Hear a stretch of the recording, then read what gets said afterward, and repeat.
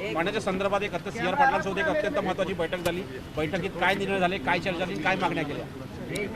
आज जल जीवन मिशन या संदर्भात एक महत्त्वाची बैठक या ठिकाणी होती, ज्यामध्ये संपूर्ण जल जीवन मिशनचा आढावा घेऊन त्यातल्या काय कंप्लायन्सेस आहेत ते कंप्लायन्सेस आपण केलेले आहेत आणि आता ॲडिशनली आपल्याला त्याच्यामध्ये जो काही निधी आहे त्याची मागणी आपण केली आहे।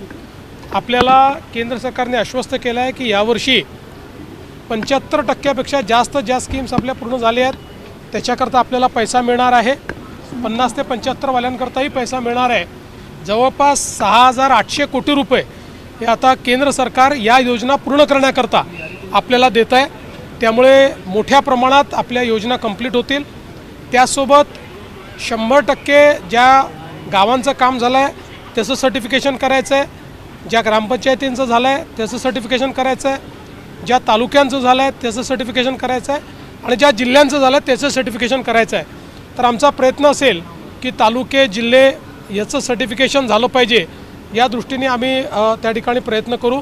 यासोबत काही राज्य सरकारच्याही अडचणी होतात त्या देखील आम्ही त्या ठिकाणी मांडलेल्या आहेत। सोबतच जी काही प्रधानमंत्री कृषी सिंचाई योजना आहे त्या अंतर्गत आपल्याला ज्या काही स्कीम्स मिळालेल्या आहेत त्याचाही आढावा आम्ही घेतलेला आहे आणि त्यातही अधिकचे जे काही पैसे आपल्याला पाहिजे आहेत ते पैसे आपण त्या ठिकाणी मागितलेले आहेत, त्याची सकारात्मक चर्चा झाली आहे।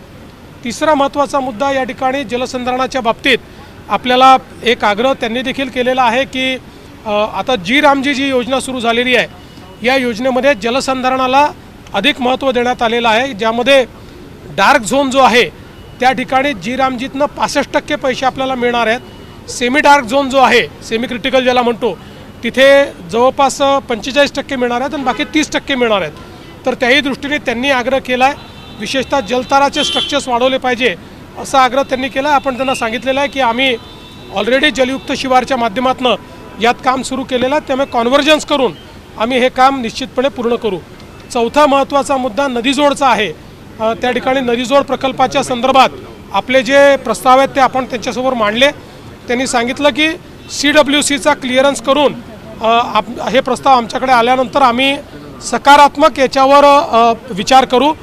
माननीय मंत्री महोदयांनी सांगितलं की माननीय प्रधानमंत्री मोदयांनी हे मॅन्डेट दिलं आहे की इंटरस्टेट रिव्हर लिंकिंगमध्ये राज्यांमध्ये सहमती होत नाही, त्याला वेळ लागतो, त्यामुळे राज्याच्या अंतर्गत जे नदीजोड प्रकल्प आहेत त्याला प्राधान्य दिलं गेलं पाहिजे। त्या दृष्टीने आता आपले प्रकल्प CWC पर्यंत पोहोचले आहेत, त्याच्या क्लिअरन्सनंतर मग केंद्र सरकारकडे त्याच्या फंडिंग जो पॅटर्न आहे त्या संदर्भात जी चर्चा आहे ती होईल, त्यातही सकारात्मकता जी आहे ती दाखवण्यात आलेली आहे।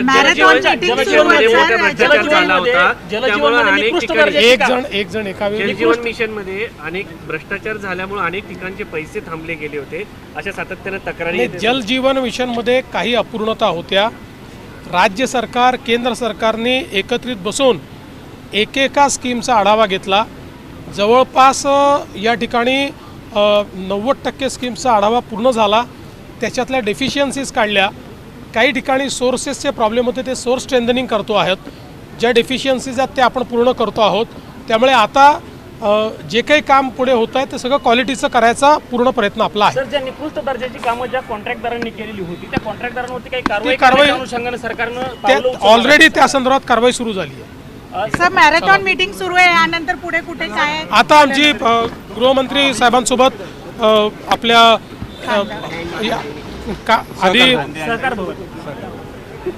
आधी उसाच्या संदर्भात, त्यानंतर कांद्याच्या संदर्भात मीटिंग आहे आणि त्यासोबत आम्ही आपले जे केंद्रीय कृषी मंत्री आहेत त्यांना आंब्याच्या संदर्भात काही इन्शुरन्सचे आमचे विषय आहेत त्याही संदर्भात निवेदन देणार।